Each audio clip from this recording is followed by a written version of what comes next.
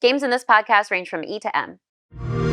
Hello and welcome back to the official Xbox podcast. My name is Tina Amini. I'm here with my fellow co-host, Jeff Rubenstein, but we also have two very, very special guests for this very special, relatively shorter podcast episode. We have Carrie Patel here from Obsidian, as well as Gabe Paramo from Obsidian. Can you guys introduce yourselves just briefly, what you do at Obsidian and on Avowed? My name's Carrie Patel. I've been at Obsidian for over 10 years now, and I'm the game director of Avowed. My name is Gabe Paramo. I'm the gameplay director, and I've been at Obsidian for about 5 years. Cool. We'll delve into those roles a little bit. But first, we're actually recording this a little behind the scenes here, right before the Dev Direct goes live. Like, how does it feel like you're just about to share Avowed with the world? It's so exciting. I mean, I know the team has put so much hard work into this game, and we're going to get to see a little bit of that in some of the footage we're looking at today. And so it's really rewarding knowing all the love and polish that's gone into this to finally get to show people where Avowed is headed. It was very cool being down at Irvine, filming with you guys for Developer Direct. So I got to be behind the scenes, and it was very fun to see the office, to see everybody busy working, but also excited to present about the game. And we're gonna, in just a minute, see actually some extended footage from the Developer Direct. So it's very exciting. But let's talk about Aora first, because we are in Aora.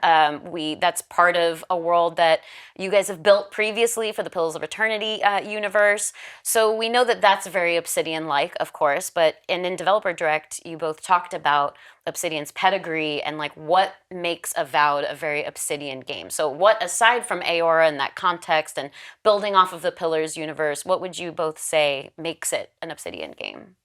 For me, it's really about our player-centric approach to roleplay. Our studio's motto is "Your world's your way." And so the way we really approach choice and consequence and everything else is just giving players opportunities to define who they are in this world, how they want to behave, like just what fantasy, what challenges they want to undertake. And so with all of the content we design, whether it's quests, companion relationships, or gameplay, which Gabe can talk to, we really try to create this player-shaped whole so that we're always leaving room for players to really step in, drive the game and the story forward, and just define who they are in this setting. Yeah, from the gameplay perspective, right, if you look at Grounded is your world's your way. You get to build whatever world you want. In the context of Avowed, right, we've tried to lean into that with the gameplay mechanics and sort of let the player, through the loadout system, through what companions you can choose, through the abilities they can choose, they're throwable that they can select, right? Just what does the player want to do for combat, and being able to support that in as many ways as possible. So in the Dev Direct, you kind of swoop through very quickly. There's a lot there to take in. So as Tina said, we have some extended footage here. And we're actually gonna, we're gonna bust out our telestrators and we're gonna pause and say, okay, well, what did we just see here? So why don't we roll some of that footage and let's get into it. All right, so tell us, where in the game is this area? How do you encounter it even? So this is Shatterscarp, which is the third region in the game. But what we're exploring here is just one tiny little adventure space in one corner of the region. And is this something you could even miss? Is this an optional area or something you're definitely going to hit? It's absolutely missable. Discoverability and letting players be the authors of their own experience is obviously very important to us. So the content you're seeing here, the quest you're encountering, the little stories and nuggets of adventures you're finding, that's really for players who go out and seek it out. So exploration gets rewarded, of course, and this is, from my understanding, a side quest too. So it's definitely something you can stumble on, decide to partake in or not. But I'm curious, who are these enemies? Because I feel like we just wandered into their territory and it's just a family having a good old time, and we're just killing them out of nowhere. So who are these enemies and why do we hate them? Well, I don't think we hate them, actually. They're fine. It's more that they just don't really, they're our Zorups, right? They're from Pillars of Eternity. They don't really speak a language that we can understand, but they're very territorial, right? So you've stepped on their space. They're trying to get back their territory in this area, and yeah, they're just gonna take down whatever gets in their way. Can I just call it? We've confirmed swimming. Swimming is part of this game now. Yep. Confirmed. But speaking of enemies, as we're going through this area, I'm just curious, what are the other types of enemies that you might encounter, and what does that difficulty progression look like? Because I know we're about midway through here, but perhaps later in the game, what does that look like? Well, we've shown off ogres, and we've shown off, big, scary-looking bears. Yep. But yeah, we have archetypes, right? So like healers and brute melee characters, brute range, people that are trying to use magic, melee attacks, right? So yeah, just a bunch of variety of enemies that you can fight and have to use the gameplay mechanics in order to defeat. Yeah.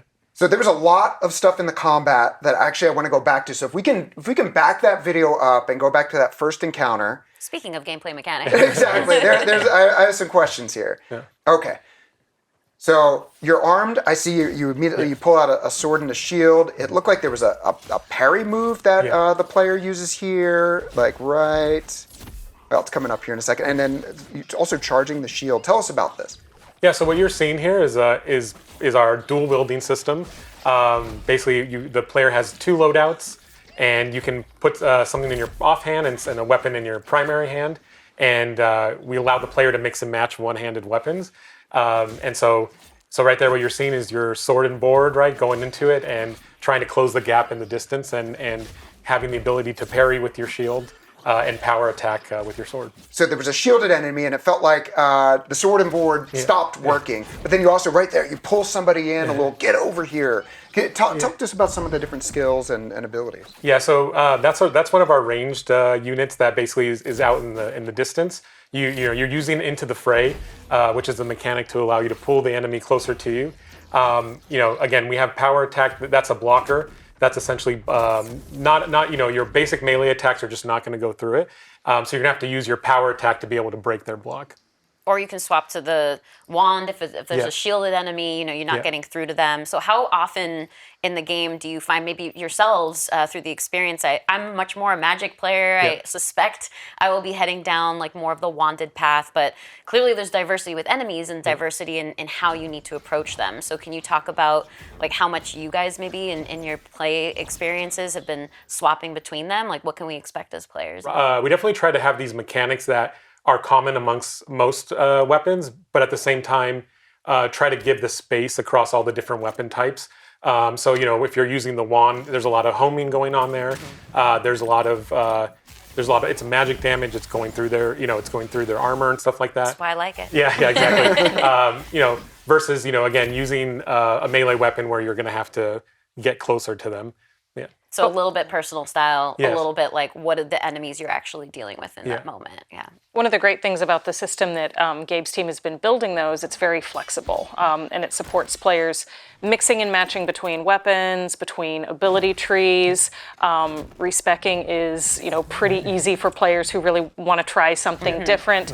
So when I'm playing, I kind of love to follow my sense of curiosity, and sometimes you'll find a new unique weapon with some pretty nice buffs on it, and maybe you'll decide to rock that for a while, even if it's not what you've been using previously. So there is a skill tree in this game. Yes. Yes, there is. Okay, good. Yeah.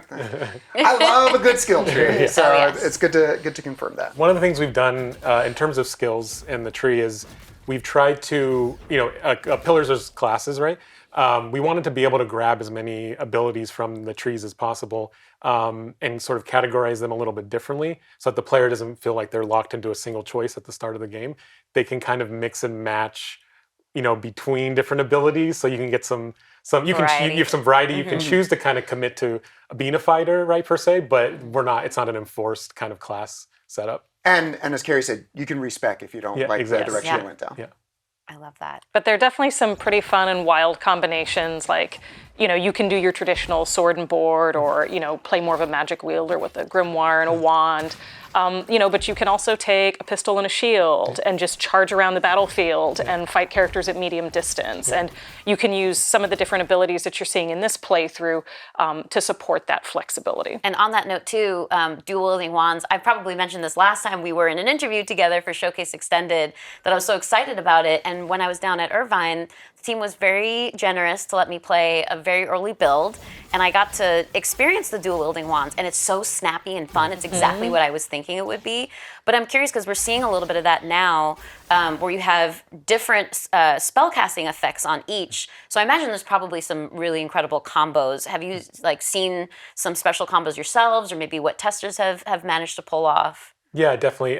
So with Into the Fray, you could use like a fireball ability that creates like an AOE on the ground, right? And then pull the enemy into the fire, I love and it. they get Devious. on fire. But in terms of the wands, right? Like what you're seeing there is a sort of enchanted wand, and there are potentially other elements that you can maybe find. But pillars is really known for their unique weapons and the unique permutations of enchantments that you can kind of see on them. So yeah. So in this particular area, I did also get to play through this part, and first I realized you need to take out the healer first, otherwise it's like going down an up escalator. You're not making a lot of progress. That's a good way to put it. This is where I found that you really start to put these things together. So you froze that larger enemy.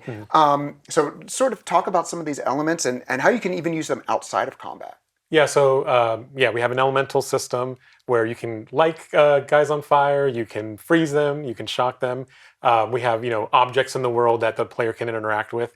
They're not just on weapons, right? They're not just on wands, right? You might find something with a sword that has it, right? Certain abilities might cause elemental damage. Also, your companions themselves, could have potentially some damage there. There was something when I had gotten to play where I wandered somewhere else and ran into an area that was gated off, and I was able actually to use that freeze to help to progress in the exploration. Yes, yeah. And so we have objects like that. We also have, maybe being able to burn brambles. Yeah, you can destroy barriers to find new areas to explore. You can freeze paths in the water to maybe reach ledges that you can't normally. Lots of fun options there. And a lot of what we saw, like we saw a Tanglefoot ability, for instance, which was really cool because when you're freezing an enemy, you're totally freezing them. But when you're trapping them with the Tanglefoot ability, like ranged attackers can still get you. So there's a lot of nuance there that as a player you have to consider. But also a lot that was built off of the Pillars of Eternity universe. Like Tanglefoot is directly associated from those games. So I'm curious, like, how did you guys hone in on these abilities? Like, what are the combos you were thinking about? Anything that you brought over and maybe changed or made new too? Yeah, so for Tanglefoot, but because in an action first-person game, it's all about movement and trying to like crowd control. For Tanglefoot, right, it was about also creating space. So we already had freezing. You're crowd controlling that way, but with Tanglefoot, it's a little bit unique where they're rooted, and so they don't move, but they can still do attacks. So it's about trying to find that balance where you're not overpowering the enemy, and there's again choice and consequence for these mechanics, so that the player just doesn't just stomp everybody all the time, so. Well, let's go back a little bit because we got an opportunity to talk about that very Obsidian style depth and breadth of gameplay. I have watched the developer direct so many times, I've memorized all of your guys' lines, so that is directly lifted from there. But there's another very Obsidian element to Avowed, which is branching dialogue and how you make choices within the story too. And Carrie, you alluded to some consequences potentially if you make one decision or another, but it's again very much like playing your own way. So can you talk about just how impactful like those choices that you make are and that branching dialogue and how that can result in different paths for the player? Absolutely. So again, for us, creating these choices like the big ones that affect the outcome of a quest or, the well-being of certain characters or communities are just as important as the smaller choices that you make in navigating a dialogue and kind of, in subtle ways influencing your relationship with another character. But all of it is really centered around letting the player be the main character in this setting.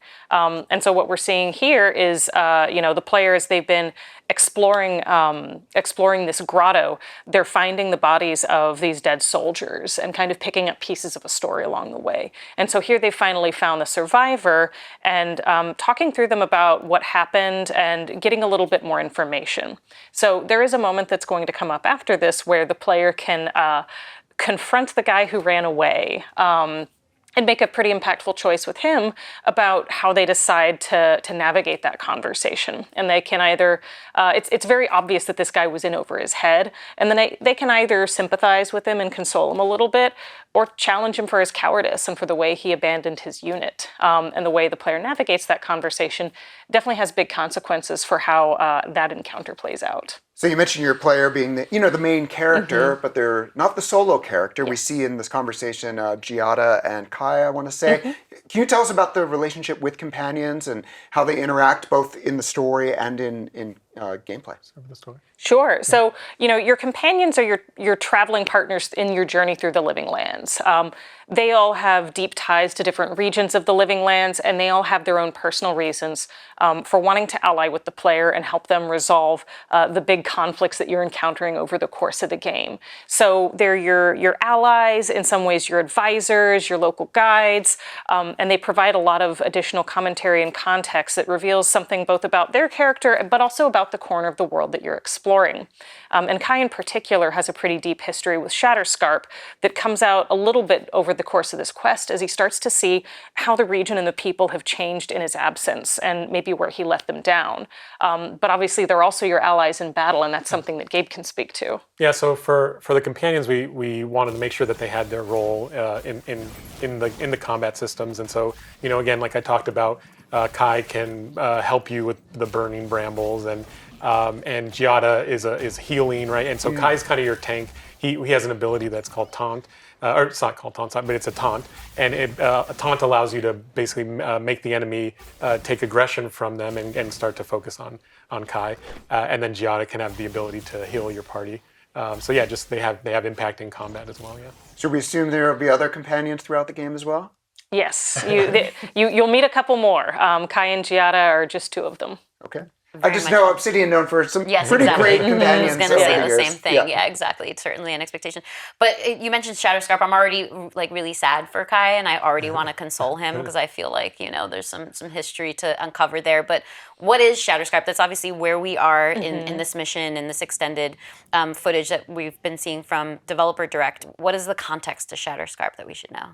Yeah, so as you can see, it's a very arid environment. A lot of the locals who have settled here are originally from Rawatai, which returning Pillars players will recognize as kind of this very fun but somewhat militaristic culture, which Kai originally comes from as well. So you've got this sort of very hardy little settlement on the cliffs overlooking the coast called Thirdborn.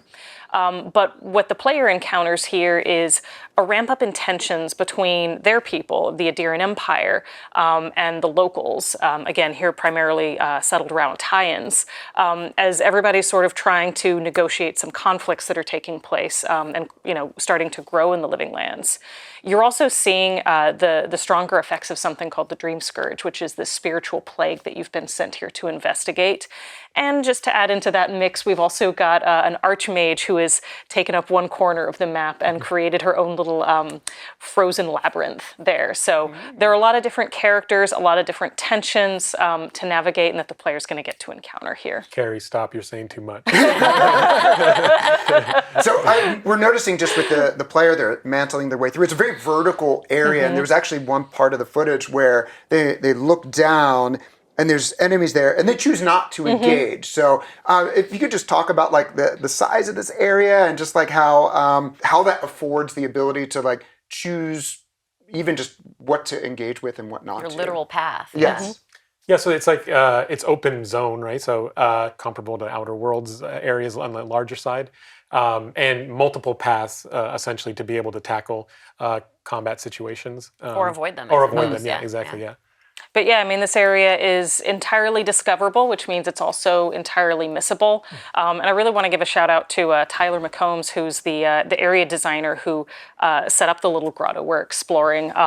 As you mentioned, there's a wonderful sense of verticality, just a lot of wonderful nooks and crannies to explore, and that's something that we really wanted to take advantage of and also set up, as Gabe mentioned, really fun combat encounters around that let you either just, jump in, charge right in, or take a more tactical and measured approach. And you see that even in this first combat that you encounter when you dive through that skull's mouth and you come up out of the water. Our playtester here takes the rightmost path, which is the sneaky one, but you can also just, Leroy Jenkins your way up the middle and just jump right into the fray. I love that. Well, we got so much additional detail in this podcast. Really appreciate you both joining us. But before we wrap up, we have just a couple more questions too. Developer Direct is like an interesting show for us because we hand over complete reins to the developers, wanting to give you all an opportunity to talk about the craft, the very Obsidian craft in your guys' case, that goes into the game and how the team thinks about things when you're putting things together. So I'm just curious to hear a little bit more about that kind of team culture and also both of your roles roles? Like, how do they integrate? What does a creative director do? What does a gameplay director do? And what's your day-to-day working together like to bring this game together to life? Want to start? Sure. So as the game director on the project, I'm responsible for setting out the vision and helping to guide the team in all of our different efforts towards that, and make sure that we're really building a cohesive and exciting player experience. And both the joy and the challenge of that is, RPGs are so feature rich and so content rich. We have so many different systems supporting our combat, our exploration, and then there's the way we build quests, the way we seed them through the world, the way we try to nudge players towards them without being too heavy-handed about it. And so, we're always trying to balance how these elements work together to, again, create an experience that's cohesive and consistent, but also allow room for surprises and nuance and fun, and not get so precious about the dogma of what we're building that we don't allow for those expressions of creativity and those things that, we as developers love to create and we know players are going to love to find. Yeah, from as my role as gameplay director, I'm trying to direct a team for that's kind of more revolved around conversations, exploration, and combat. Right, that's kind of the big overseen parts of the game, and just working with Carrie to just make sure that we're following our pillars. If you will. Yeah, exactly. No pun intended. Yeah, exactly. Following our pillars, and having little back and forth fights, right? About whether the blocker should be holding a shield or the blocker should be holding a spear. You were absolutely right, by the way. Just making sure that we're working together to be able to get the gameplay features that are fun, make sure it fits in the lore, make sure it fits part of the world, make sure we're not doing anything that's maybe doesn't fit within the Obsidian brand, right? Like things that are mechanics that are too binary, right? And more a little bit more. Less black and white and a little bit more like how RPG players would like them to be. So yeah. And one of the great things about our studio culture is, so many of us are RPG fans, and I feel like one of the real strengths of being a mid-sized developer is we are, just large enough to be ambitious with the gameplay and the content we build, but also, small enough that we can still be nimble and again, still, allow people to take big swings. And the Leviathan Hollow that we see in this this playthrough is a really great example of that.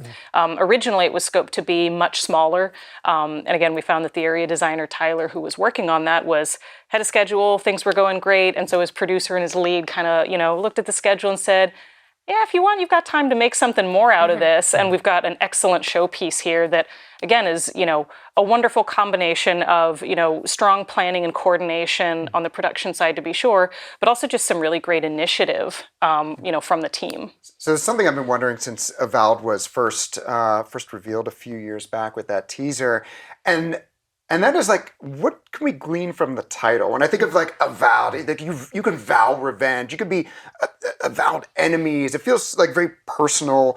I'm just curious, what we can take away from the title I want more now, but this is all we're going to get today. Yeah. But just what can we be thinking about here?